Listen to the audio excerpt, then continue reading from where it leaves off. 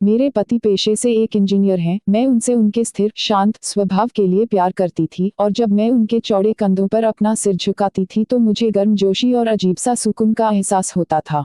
3 साल प्रेमालाप और अब शादी के 2 साल बीतने के बाद मुझे यह स्वीकार करना होगा कि मैं इससे थक गई हूँ। मेरे पहले उसे प्यार करने के जो भी कारण थे अब वही मेरी सारी बेचैनी के कारण बन गए हैं। मैं एक भावुक महिला हूँ और जब रिश्ते और मेरी भावनाओं की बात आती है तो मैं बेहद संवेदनशील हूँ। मैं रोमांटिक पलों के लिए उसी तरह तरसती हूँ जैसे कैंडी के लिए तरस रही एक छोटी लड़की। मेरे पति मेरे बिल्कुल विपरीत हैं। उनकी संवेदनशीलता की कमी और हमारी शादी में रोमांटिक पलों को लाने में उनकी असमर्थता ने मुझे प्यार के विषय में निराश कर दिया है। एक दिन मैंने आखिरकार उसे अपने मन की बात बताने का फैसला किया कि मुझे तलाक चाहिए, और मैंने हिम्मत करके उसे बताया।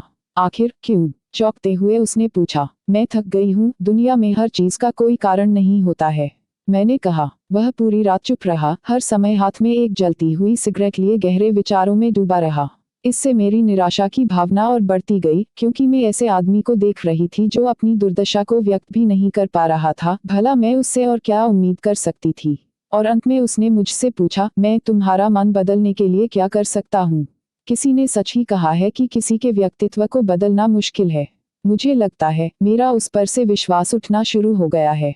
उसकी आंखों में गहराई से देखते हुए मैंने धीरे से उत्तर दिया, मैं तुम्हें एक सवाल पूछती हूँ, अगर तुम्हारा जवाब मेरे दिल को मना सके तो मैं अपना विचार बदल दूंगी। मान लो मुझे एक पहाड़ की चट्टान पर खिला एक फूल चाहिए और हम दोनों को ये पता हो कि उस फूल को तोड़ने से तुम्हारी मृत्यु हो जाएगी, क्या तुम मेरे लिए ऐसा करोगे? उसने कहा, मैं कल तुम्हें इसका जवाब दूंगा। उसकी प्रतिक्रिया सुनकर ही मेरी उम्मीदें धराशायी हो गईं। मैं अगली सुबह उठी तो पाया कि वह चला गया था और सामने के दरवाजे के पास खाने की मेज पर दूध के गिलास के नीचे उसकी खुरदरी लिखावट के साथ कागज का एक टुकड़ा पड़ा था, जो पढ़े जाने पर ये बातें बयां करता था। पति की पत्नी के लिए दिल छूने वाली चिट्ठी।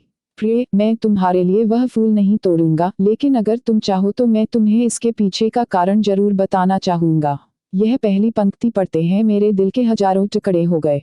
फिर भी मैंने पढ़ना जारी रखा। जब तुम कंप्यूटर का इस्तेमाल करती हो तो तुम हमेशा सॉफ्टवेयर प्रोग्राम को गड़बड़ कर देती हो। अंत में तुम स्क्रीन के सामने बैठकर रोती हो। मुझे अपनी उंगलियों को जिंदा रखना पड़ेगा ताकि मैं प्रोग्राम को पुनर्स्थापित करके तुम्हारे कीमती आंसू बहने से रोक सकूं। तुम हमेशा घर की चाबियां गुमा देती हो, इसलिए मुझे दरवाजा खोलने के लिए अपने पैरों को जिंदा रखना पड़ेगा ताकि दरवाजा तोड़कर तुम्हें घर के अंदर ले जा सकूं। तुम यात्रा करना पसंद करती हो, लेकिन हमेशा एक नई जगह में अपना रास्ता भूल जाती हो। मुझे तुम्हें रास्ता दिखाने के लिए अपनी आंखें जिंदा रखनी पड़ेगी। तुम्हें हमेशा ऐंठन होती है जब भी तुम्हारा पीरियड हर महीने आता है। मुझे अपनी हथेलियों को जिंदा रखना है ताकि मैं तुम्हारी पेट की ऐंठन को शांत कर सकूं। तुम्हें घर के अंदर रहना पसंद है और मुझे पता है कि तुम अंतर्मुखी व्यक्ति हो। तुम्हारी बोरियत को दूर करने के लिए मुझे तुम्हें चुटकुले और कहानियां सुनाने के लिए अपने मुंह को जिंदा रखना है। तुम हमेशा कंप्यूटर और टीवी देखती हो और इससे तुम्हारी आंखों का भविष्य अच्छा नहीं होगा। मुझे अपनी आंखों को बचाना होगा ताकि जब हम बूढ़े हो जाएं तो मैं तुम्हारी आंखें बन सकूं, तुम्हारे सिर से सफेद हो रहे बाल चुन सकूं, तुम्हारे नाखूनों को बिना तुम्हें चोट पहुंचाए काट सकूं। मैं भी समुद्र तट पर टहलते हुए तुम्हारा हाथ पकड़ना चाहता हूँ। जैसे तुम धूप और सुंदर रेत का आनंद लेती हो और खुशी से गाने गुनगुनाती हो, उसे मैं अपने कानों से सुनना चाहता हूँ, इसलिए मेरे कान जिंदा रहने चाहिए। जब तुम नहा के निकलती हो तो तुम्हारी भीनी भीनी खुशबू को महसूस करने के लिए मेरा नाक जीवित होना चाहिए।